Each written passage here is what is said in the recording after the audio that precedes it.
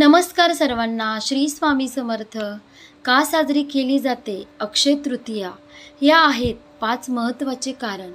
चला तर मग पाहूया. तुम्हाला माहीत आहे का का साजरी केली जाते अक्षय तृतीया? हिंदू धर्मात अक्षय तृतीयेला खूप महत्त्व आहे. हा एक असा दिवस आहे जिथे तुम्हाला कोणतेही शुभ कार्य करण्यासाठी मुहूर्त पाळण्याची गरज नाही. हिंदू दिनदर्शिकेनुसार हा सण वैशाख महिन्यातील शुक्ल पक्षातील तृतीय तिथीला साजरा केला जातो. यावर्षी 10 मे रोजी अक्षय तृतीया हा सण मोठ्या थाटामाटात साजरा केला जाणार आहे. चला जाणून घेऊया त्या 5 मोठ्या कारणांबद्दल ज्यामुळे हा सण इतका शुभ आहे. चला तर मग पाहूया. 1. अक्षय तृतीयेला भगवान परशुराम श्री हरी विष्णूंच्या अवताराचा जन्म झाला. अक्षय तृतीयेला भगवान परशुराम श्री हरी विष्णूंच्या अवतारांचा जन्म झाला. जमदग्नी आणि माता रेणुका यांच्या घरी जन्म घेऊन त्यांनी पृथ्वीला वरदान दिले.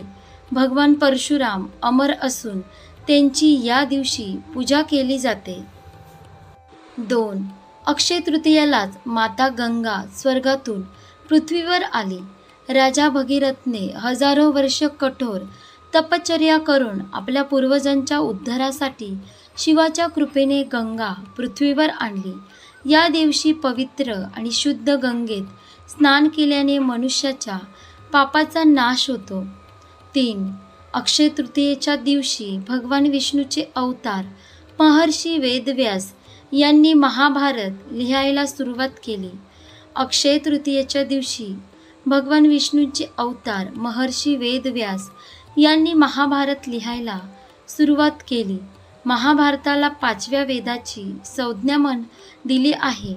या महाभारतात भगवद्गीतेचाही समावेश आहे. म्हणून या दिवशी गीतेच्या 18व्या अध्यायाचे पठण केले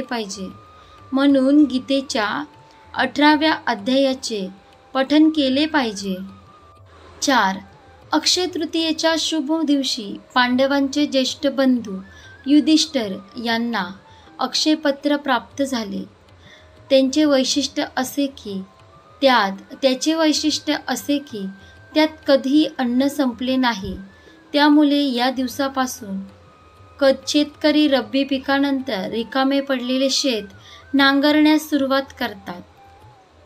अशा प्रकारे आपण पाहिलं का साजरी केली जाते अक्षय तृतीया.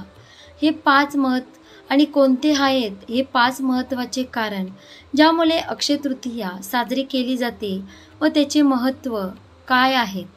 आशा करते तुम्हाला ही व्हिडिओ नक्की आवडली असेल तर लाईक करा, शेअर करा आणि आपल्या योगेश्वर कृपा या चॅनलला सबस्क्राईब करा. भेटू एका पुढच्या नवीन व्हिडिओमध्ये.